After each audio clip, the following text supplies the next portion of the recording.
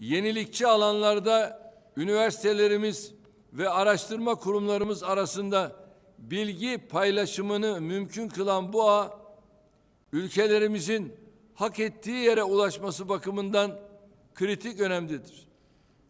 İşbirliği potansiyelimizi ticaretten yatırıma, kırsal kalkınmadan tarıma, turizmden enerji ve ulaştırmaya, sağlıktan savunmaya kadar birçok alanda hayata geçirmemiz mümkündür. D8 içi ticaret hacminin bugüne kadar 7 kattan fazla artması elbette değerlidir. Ancak yeterli değildir. D8 tercihli ticaret anlaşmasının tüm üye ülkeler tarafından mümkün olan en erken zamanda yürürlüğe konulması büyük önem arz ediyor. Türkiye olarak D8 ülkeleri arasında ticaretin kolaylaştırılmasını teminen bir strateji belgesi hazırlayarak sizlere ilettik.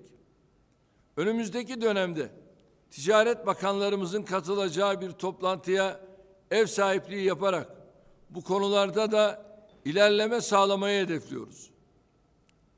İslami finans kurumlarının likidite ihtiyaçlarını ve Müslüman coğrafyanın artan altyapı finansman ihtiyaçlarını aynı anda karşılayacak ve online platforma dayalı bir İslami megabank fikrinin de yapılabilir olduğuna inanıyoruz.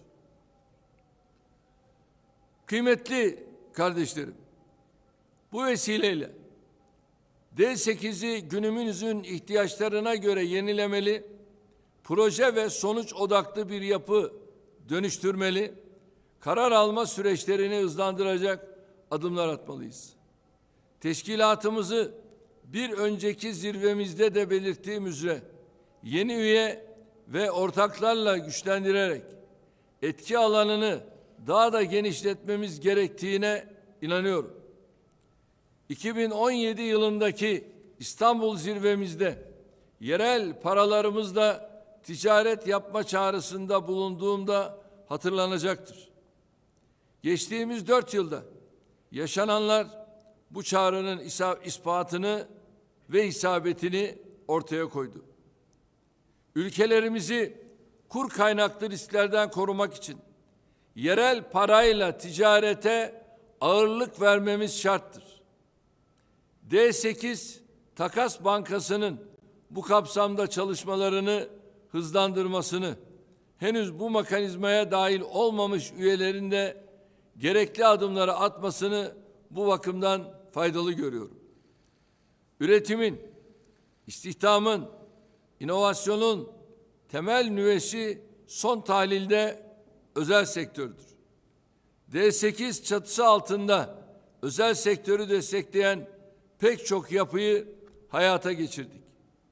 Başta D8 Ticaret ve Sanayi Odası olmak üzere tüm bu yapıların daha aktif ve eşgüdümlü çalışması için diyalogumuzu kararlılıkla sürdüreceğiz.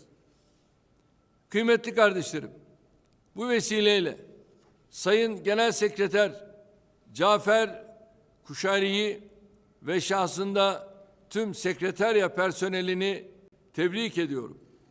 İnşallah önümüzdeki salı günü kavuşacağımız başı rahmet, ortası mağfiret, sonu ebedi azaptan kurtuluş olan Ramazan-ı Şerifimizin hayırlı, bereketli ve mübarek olmasını diliyorum. Ramazana kavuşmak kadar bu kutlu ayı manasına, ruhuna ve temsil ettiği değerlere mütenasip bir şekilde yaşamak da önemlidir. Bu ayı sadece ibadetlerimizi artırmak için değil, kardeşliğimizi de yeniden diriltmek, hatırlamak için bir fırsata dönüştürmeliyiz. Bilhassa vatanlarından kilometrelerce uzakta Covid-19 salgını yanında zulümle, açlıkla, yoksullukla mücadele eden Filistinli mültecilere, Arakanlı, Yemenli, Suriyeli muhacirlere de sahip çıkmanın gayretinde olmalıyız.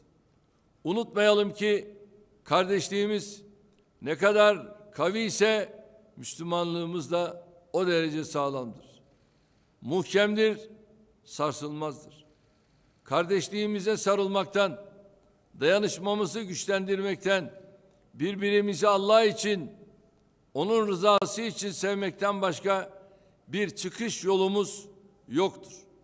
Kısa bir süre önce Bangladeş'te yanan hastane ve bunun yanında onlarca konut sebebiyle Bangladeş başkan ve yönetimine tekrar geçmiş olsun diyor ve bir an önce Sahra Hastanemizi zaten hayata geçirdik, yaptık.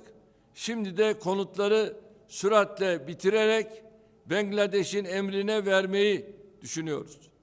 Rabbim yar ve yardımcımız olsun diyorum. Bu düşüncelerle sözü Başbakan Şeyh Hasina'ya bırakırken dönem başkanlıklarını en güçlü şekilde destekleyeceğimizi ifadeyle başarılı ev sahiplikleri için teşekkür ediyorum.